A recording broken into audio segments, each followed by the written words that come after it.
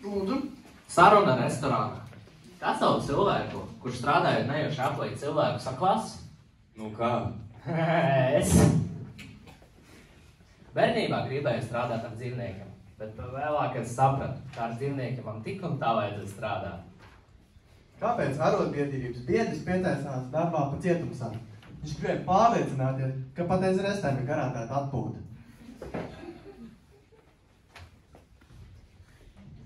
Darba intervijā. Sakiet, vai jums ir pieredze? Nu, protams, šī ir mana 20. intervija. Taksī.